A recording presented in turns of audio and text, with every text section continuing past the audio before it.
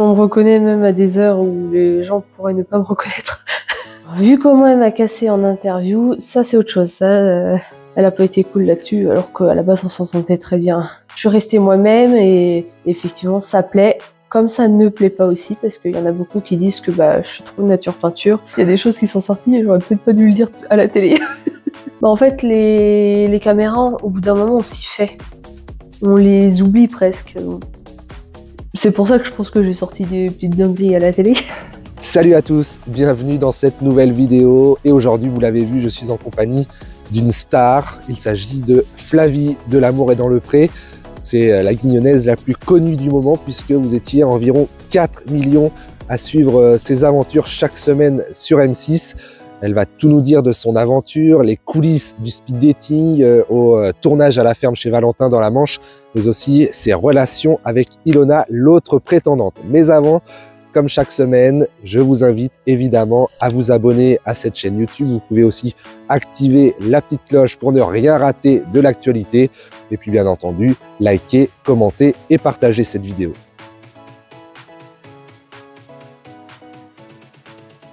Bonjour Flavie. Bonjour. Alors merci d'être avec nous pour revenir sur ton aventure dans L'Amour est dans le pré. Tu vas tout nous dire sur l'émission, en tout cas ce que tu peux. On va y revenir dans un instant, mais avant, comment ça va? Moi ça va. Ça va mieux. J'ai appris en plein milieu des tournages que j'avais un cancer. Donc ça a été un peu imprévu dans l'histoire. Mais j'ai fait mes traitements. Donc là j'ai fini mes traitements. Donc les 9 chimios sont passés. Après, j'en suis pas quitte pour le moment parce que j'ai potentiellement une réopération de la cicatrice à voir. J'attends l'appel de mon chirurgien, enfin de mon oncologue plutôt. Mais on va dire qu'ils sont pas non plus inquiets à 100%, quoi. Il y a un petit ganglion qui est apparu au niveau du poumon, mais c'est à surveiller. C'est pas une masse inquiétante, on va dire. Bon, en tout cas, on espère que tout va s'arranger pour toi et on te souhaite le meilleur. Si tu es là, donc c'est pour parler de l'émission L'Amour est dans le pré, l'émission d'M6, suivie chaque lundi par environ 4 millions de spectateurs. Déjà, quand tu entends ce chiffre, ça fait quoi? Ah ça fait pas mal de monde à regarder. Enfin, on s'attend pas autant de monde, je veux dire. Et du coup, est-ce qu'on te reconnaît dans la rue maintenant? Oh oui, on me reconnaît même à des heures où les gens pourraient ne pas me reconnaître. C'est-à-dire? Sortie du Roi Arthur, 2h du matin en plein milieu bourg. Là en plus j'avais les cheveux encore plus courts que là j'ai tout de suite. Et une nana qui est arrivée à côté de moi, je pense qu'il y avait quelques verres. Et elle me fait « C'est pas vous de L'Amour est dans le pré ?» Je fais « Comment elle a fait pour me reconnaître ?» Parce que ça venait juste de commencer. Non, c'était même pas... si peut-être une semaine peut-être. Donc je fais « Punaise, comment elle a fait pour me reconnaître ?» En plus j'étais en parka, botte, rien de glamour quoi. Non, c'est drôle. Les 3/4 du temps, les gens sont très gentils. Alors, on va commencer par le début. Pourquoi avoir choisi de participer à l'émission? Quel a été le déclic pour écrire à Valentin? Le déclic, ça faisait même pas 2 semaines, 3 semaines que j'étais plus avec la personne avec qui j'étais avant. Et en fait, je suis tombée sur un TikTok du portrait de Valentin et je me suis dit, faudrait que je regarde les portraits cette année. Et Valentin est tombé le premier soir de diffusion. J'ai beaucoup aimé. Et du coup, j'ai envoyé directement sur Internet. Et en fait, il y a 3 façons différentes. Il y a Internet, une vidéo par mail et une lettre. Et vu que j'avais envoyé par Internet, j'ai montré à ma meilleure amie. Et ma meilleure amie, elle m'a dit « Ton truc, c'est nul. Tu vas m'écrire une lettre ?» Je fais « Bah ok, tu vas m'aider à écrire la lettre. » Et du coup, on a écrit la lettre ensemble. Et puis après, tout s'est enchaîné, quoi. La lettre qui a été validée entre guillemets par Valentin et qui t'a choisi. Validée par Valentin, ça c'est une autre histoire parce qu'il a pas du tout aimé ma lettre. Non, c'était pas comme il le dit, c'était une lettre écrite à la sauvette pour lui. Et donc finalement ça a fonctionné puisque tu es allé au speed dating à Paris. Comment tu as appris la nouvelle? Alors, on m'avait prévenu que si j'avais pas de nouvelles avant le 4 mars de cette année, c'est qu'il y avait pas de suite. Ils rappellent rarement pour une nouvelle négative. Et on me rappelle pour me dire que finalement Valentin a retenu ma lettre et que je suis prise pour le speed dating. Moi, toute contente, j'avais prévenu en amont mes patrons, comme quoi j'allais potentiellement avoir des tournages. Moi, j'ai été cash, je leur ai dit pourquoi c'était. Hein. Ils m'ont dit tout de suite, oh, bah, dès que tu sais, dès que t'es sûr, tu nous dis, il n'y a pas de souci, on s'arrangera. Non, là, c'était quelque chose de speed dating. Hein. Surtout qu'il y a eu du suspense, comme on l'a vu dans les épisodes. Il hésitait entre plusieurs concurrentes et finalement tu as été choisi pour aller à la ferme. J'avoue que pour le coup, moi, il a pas hésité, à part visiblement aux caméras, c'est ce qu'il a dit. Et c'est vrai qu'ils ont mis du suspense sur la deuxième, mais la question, c'est la première année où il faisait une question comme ça de dernière minute. Et c'est vrai qu'on s'est toutes posé la question parce que la production nous a fait nous remettre à notre place. Et il demande à 3 filles de sortir. On s'est regardé celles qui ne sortaient pas et celles qui sortaient. Mais qu'est-ce qui se passe? On comprenait pas. Hein. On était toutes perdues. On s'est dit, ça y est, il hésite entre les 3 là, lesquels il va choisir dans les 2. Non, on était perdus. Et au speed dating, tu as fait forte impression. Il y avait le fameux décolleté, c'était voulu, j'imagine? Voulu, oui et non. Ce qui s'est passé, c'est qu'en fait, comme je le dis, le body, je venais de le recevoir. Et je venais de faire un tatouage peut-être même pas un mois auparavant, donc il était tout beau, tout propre, le tatouage, quoi. Et je me suis dit, bon, c'est l'occasion de le faire. Allez, je me mets en valeur. Et donc tu as été ensuite choisie pour aller à la ferme. T'étais surprise d'être choisie ou t'étais sûre de toi? J'avoue que je m'y attendais pas. Je pensais pas être choisie. C'est vrai que c'était inattendu. Je me suis dit, bon, on verra bien. Parce qu'en fait, je me suis dit, ça peut pas avoir une suite, pas aussi. Enfin, je m'y attendais pas, quoi. Après, moi, je savais que je m'étais mise en valeur. J'étais restée moi-même, ça c'est sûr. Après, je me suis dit que on verra bien, hein, mais j'avoue que j'ai été surprise. Il y a les petits commentaires de Karine à chaque fois dans les épisodes. Comment tu le prends, toi, ces commentaires-là? Bah, nous, on les Elle aime bien voit. taquiner des fois. C'est vrai que nous, on les voit pas, nous, les commentaires, elle les fait qu'après. Mais non, c'était drôle. Moi, ça va, elle a été plutôt soft avec moi, je trouvais. Donc ça va. Et après, comment ça s'est passé sur place à la ferme chez Valentin, notamment quand vous êtes 3, ça doit pas être évident? Effectivement, c'est pas évident. Après, moi, Ilona, je pensais qu'on s'entendait bien, on parlait bien en face à face, que ça soit en off ou autre. Mais vu comment elle m'a cassé en interview, ça c'est autre chose. Ça, c'est pas passé. De toute façon, même elle est pas restée en contact avec moi. Elle a pas été cool là-dessus, alors qu'à la base on s'entendait très bien. Oui, ça allait. Entre vous, on voyait des images où vous étiez ensemble et vous vous entendiez. Finalement, c'est pas le cas. Bah finalement non. Moi c'est ce que je pensais, mais elle visiblement non. Mais en même temps, elle s'effaçait tellement qu'après elle critiquait le fait que je me mette en avant. Donc en même temps, tu t'effaces. Normal qu'il y en ait une qui se met plus en avant du coup. Donc bon, ça, on sait pas ce que les gens pensent du coup. C'est quand on voit les ITV. Et donc, toi, tu es toujours apparu naturel. C'est ce qui a plu, j'imagine, à Valentin et puis aux téléspectateurs aussi. On te voit dans les commentaires, ton naturel plaît. Ah là, pour le coup, je suis restée nature peinture. Hein.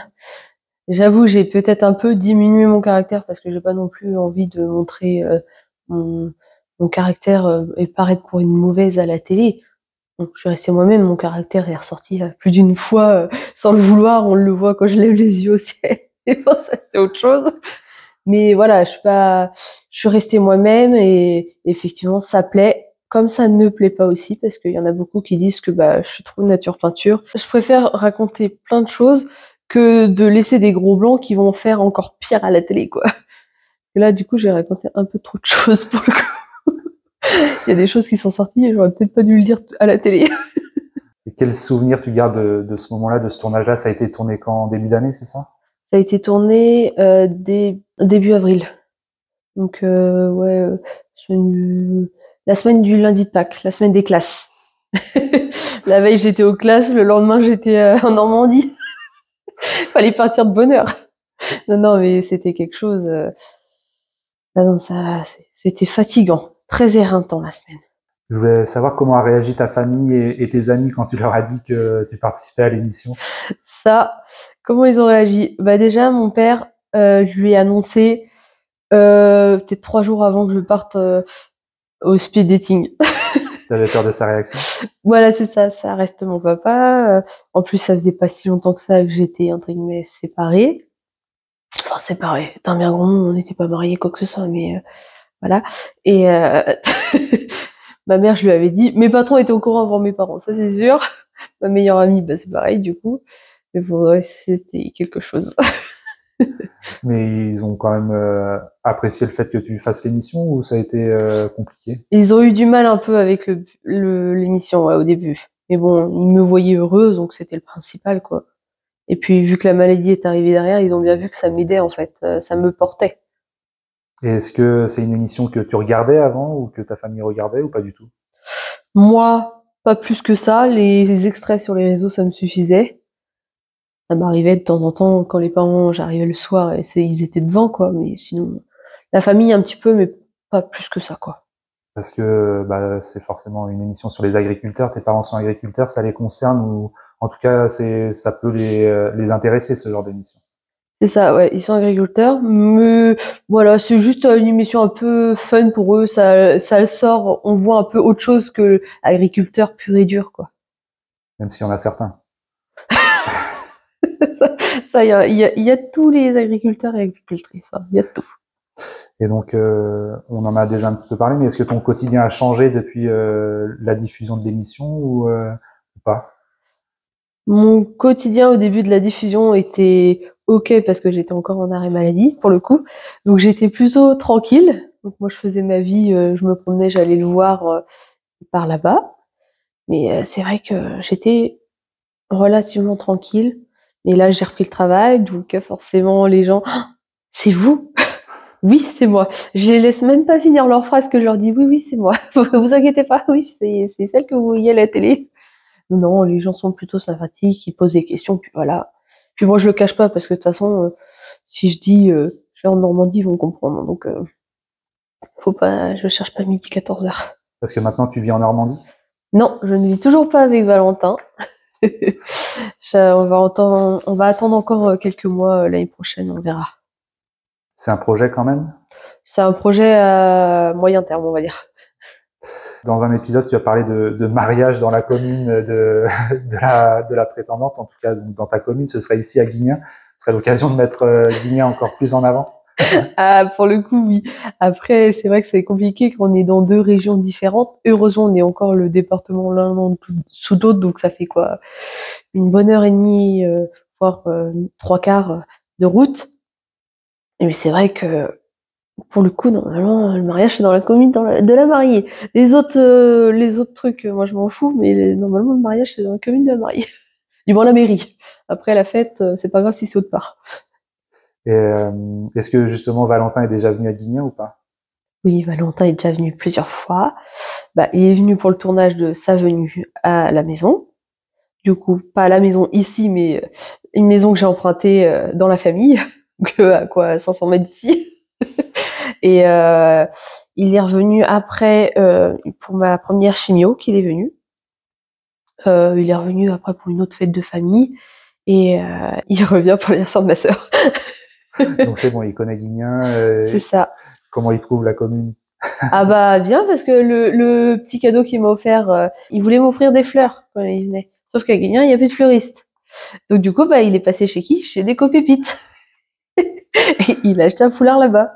Et du coup, bah forcément, on voit le beau foulard de chez Déco Pépite à la télé. Non, c'est drôle. Bon, en tout cas, on sent que tu es heureuse et que cette émission t'a plu à faire et à regarder finalement. Ah là, oui, pour le coup, oui. Regardez, je sais pas si je serais heureuse de dire ça, parce qu'il y a des extraits, je m'en serais bien passé qu'ils l'aient gardé. Mais bon, on fait avec, hein. Ils sont là pour faire un peu de buzz, hein, un peu d'image. C'est normal, hein. Ça a toujours été comme ça. Donc, non, mais en général, ça va. Je passe pas trop mal. Et lui et Valentin passent très bien aussi, donc ça va.